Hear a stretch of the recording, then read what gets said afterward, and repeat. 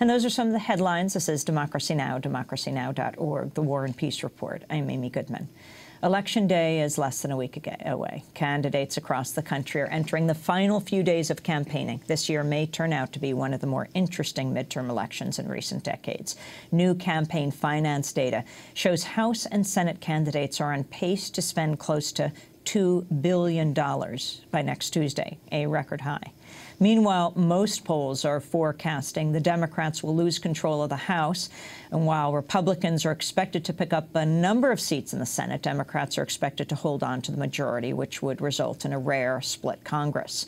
For more on the latest numbers and for analysis of the midterm elections, we're joined by two guests. Nate Silver is a leading pollster and the founder of the polling analyst site 538.com, which is on the New York Times website.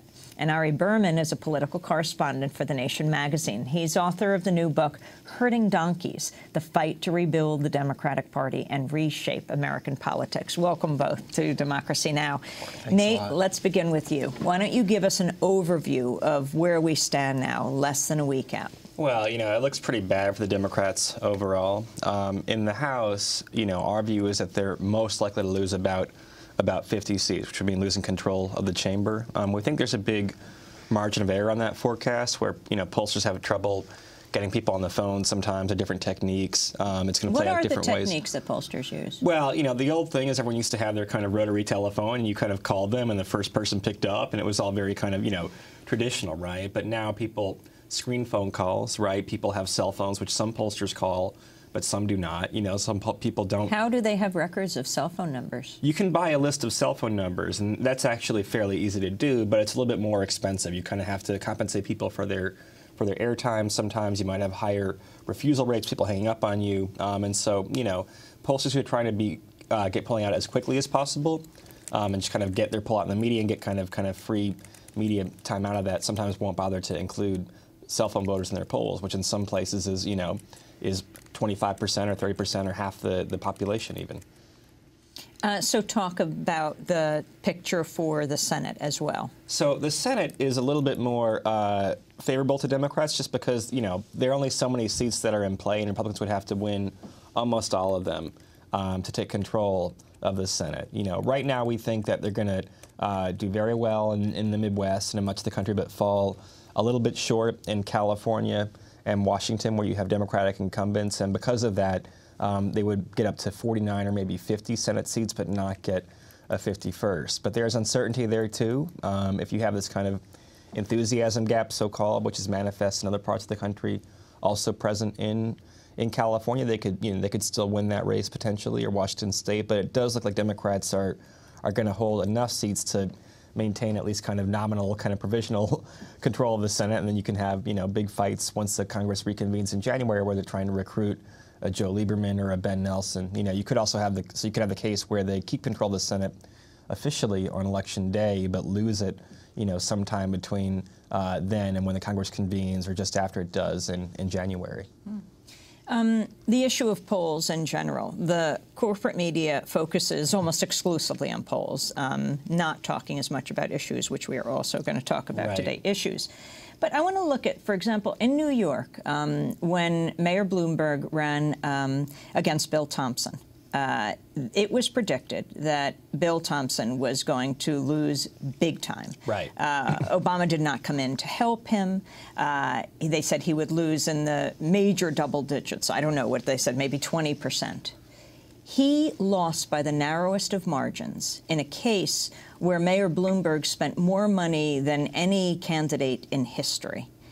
And if the polls had been talked about in a different way, I think what they mainly did is they immobilized people. People thought, well, there's not a prayer for Bill Thompson.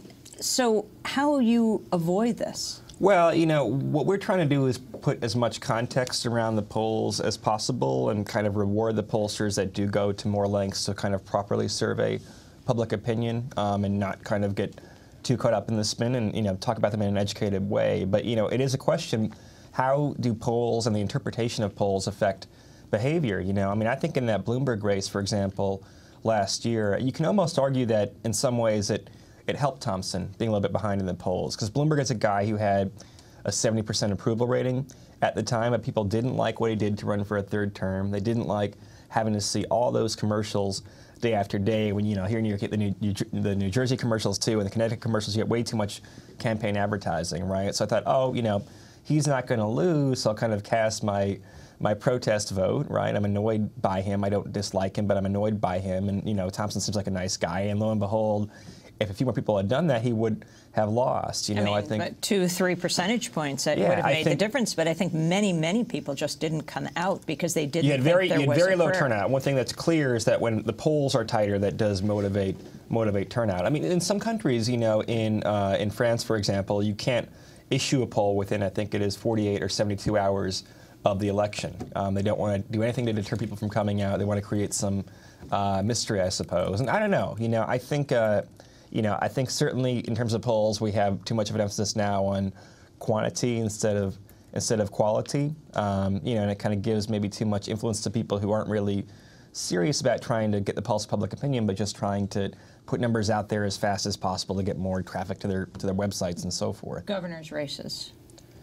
So this is an area where Democrats are also doing fairly poorly, but they'll probably win a couple of large states. It looks like in California, Jerry Brown has actually, you know, a fairly meaningful lead now over Meg Whitman, maybe about 7 or 8 points. You know, Andrew Cuomo here in New York is certainly very likely to win. The race in Florida seems to be a toss-up, but maybe slightly leaning for the Democrats. But in the Midwest, it's Republicans in almost every state, save for perhaps Minnesota.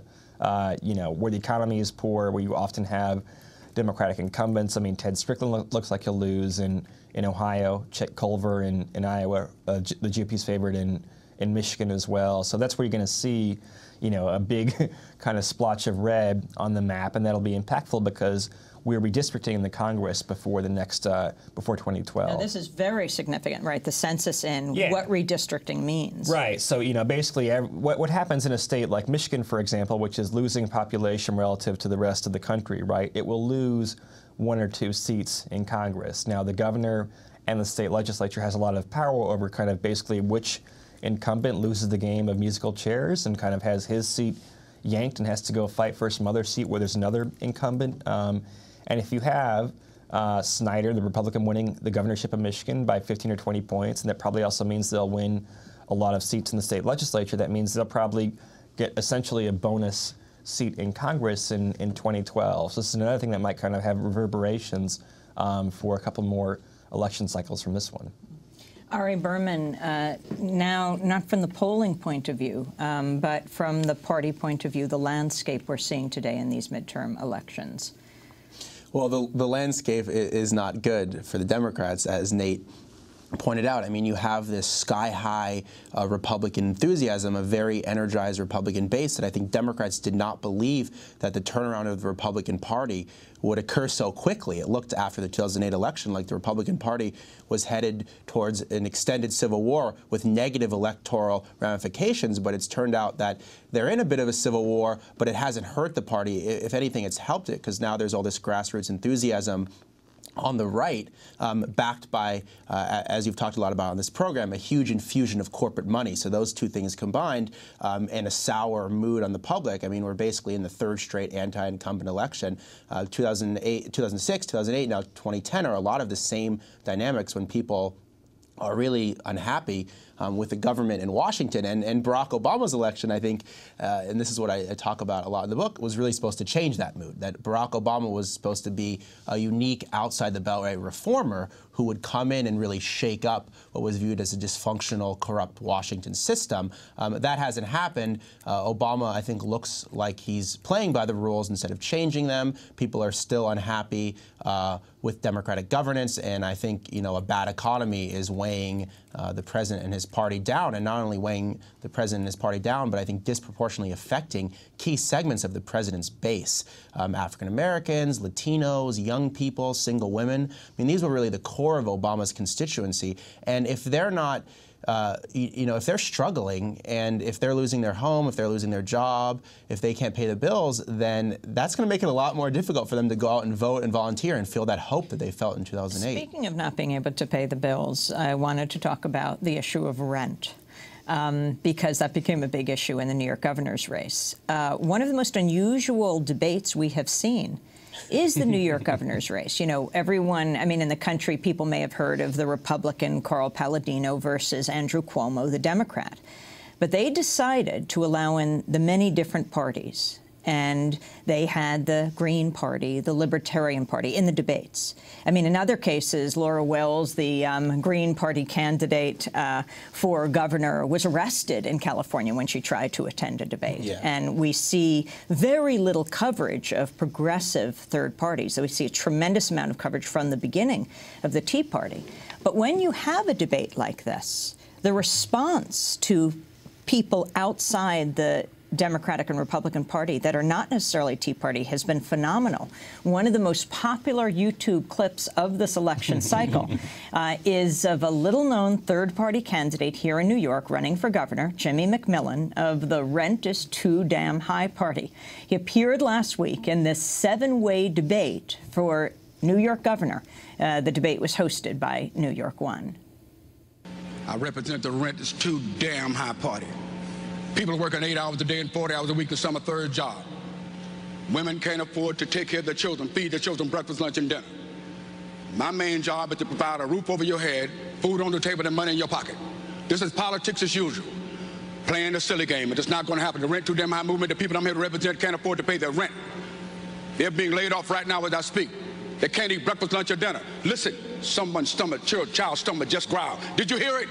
Got to listen like me. Okay. Let's talk about the issue. People can't afford to pay their rent. 30 seconds for you, sir. Rent is too damn high.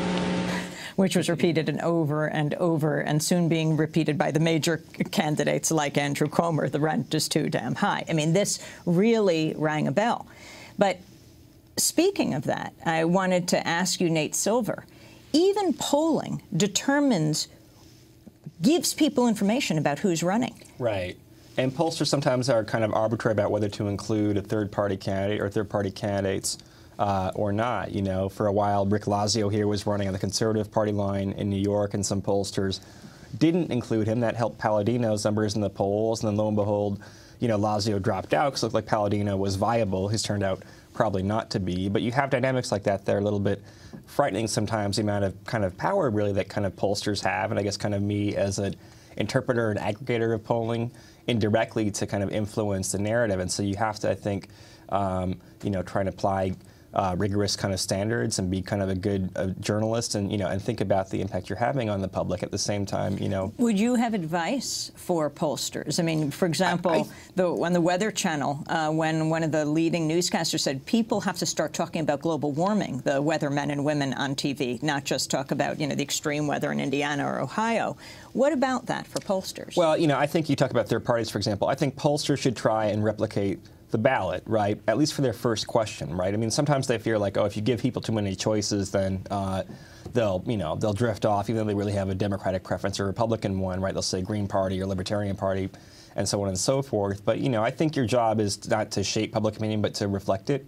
If you're a pollster, and don't pollsters often shape it by the questions? I'm sure they do, you know, and sometimes there are poor incentives as well. Or, for example, you know, it's a bigger story if, for example, you show Carl Palladino having closed the race to 8 points instead of 20 or something, you know, and maybe, I don't even think it's conscious for the most part, I think, but maybe, you know, pollsters have to make decisions about kind of what kind of turnout model they use, about what assumptions they make about demographics, and I think maybe, you know, you might put your finger on the scale toward making the race tighter or more dramatic. Some polls are notorious for bouncing up and down because it creates better kind of headlines, right? Then it kind of settles in on the right number. So one thing we do now is not just look at the final poll, but also the ones kind of leading up to it, right? Where if a pollster has the numbers bouncing all over, it often means that, you know, they don't have a very good model and are just trying to kind of create drama. We're going to come back to this discussion. We're talking to Nate Silver and Ari Berman. Ari Berman, author of Herding Donkeys, The Fight to Rebuild the Democratic Party and Reshape American Politics. This is Democracy Now!, democracynow.org. Back in a minute. Tell you right now, you better watch and think about this. So be careful how you vote, y'all.